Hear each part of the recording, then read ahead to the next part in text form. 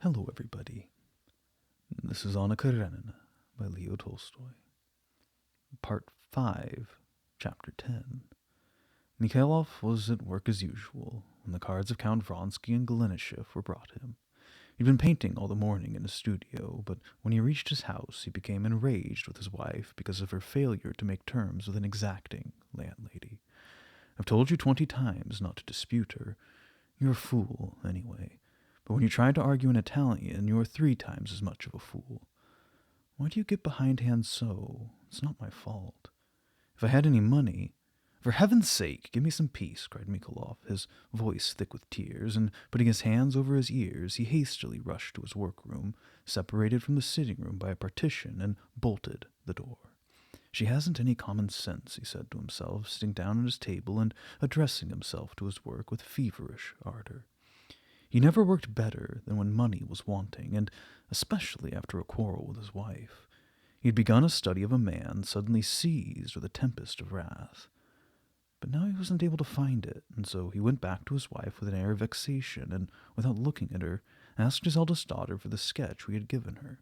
After a long search it was found, soiled and covered in drops of tallow. He took it as it was, laid it on the table, examined it from a distance, squinting his eyes, and then smiled with a satisfied gesture. So, he cried, taking a pencil and drawing some rapid lines. One of the tallow spots gave his sketch a new aspect.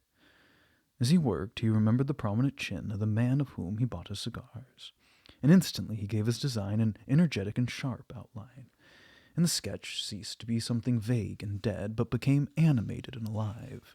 He laughed with delight. As he carefully finished his design, the 2 cards were brought him. I'll come instantly, he replied, and then went back to his wife. No, come, Sasha, don't be vexed, he said, with a smile at once tender and timid. You were wrong, and so was I. I'll settle matters. And giving her a kiss of reconciliation, he put on an olive overcoat with velvet collar, took his hat, and hurried to his studio, greatly wondering what the visit of these stylish Russian gentlemen who came to see him in a carriage could mean. In last analysis, his opinion on the painting was on exhibition then was as followed. No one could produce another like it. It was not that he believed himself superior to the Raphaels, but he was sure that he had accomplished in it his utmost desires, and he did not believe that others could do as much. Yet in spite of his conviction, which dated from the day that the picture was begun, he attached great value to the judgment of the public, and the expectation of what this judgment would be stirred him to the depths of his soul. He felt that his critics had a depth of insight superior to his own, and he expected to have them discover in his picture new features that had escaped his own observation. As he hurried on with long strides, he was struck, in spite of his preoccupation, by the appearance of Anna, who was standing in a soft radiance in the shadow of the portico, talking with Golenishev and watching the artist approach as though she were trying to study him from a distance. The artist, without definite consciousness of it, instantly stowed away in the pigeonholes of his brain the impression she made on him, to make use of it some day, just as he had used the tobacconist's chin.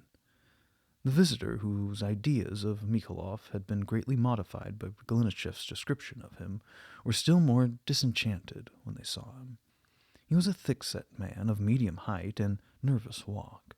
His chestnut-colored hat, his olive-green coat, and his tight trousers, out of date, produced an impression which the vulgarity of his long face and the mixture of timidity and pretentious dignity which it expressed were not calculated to render more favorable. "Do me the honor to enter," he said, trying to assume an air of indifference, while he turned the key and opened the door of his studio.